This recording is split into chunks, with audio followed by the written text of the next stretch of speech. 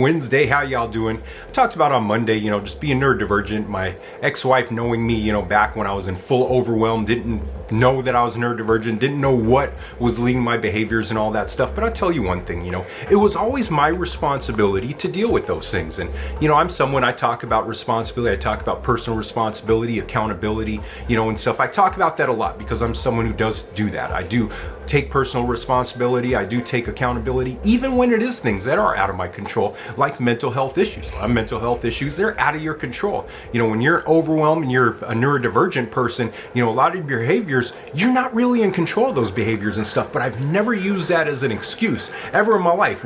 Before I was diagnosed and after, I don't use it as an excuse. I look at how can I do the things, take the steps that these things don't happen again. What can I do to make a life around myself that I'm not in constant overwhelm, that I'm not on edge, that I'm not going to react in certain ways. Of course, I can't be perfect. That's impossible.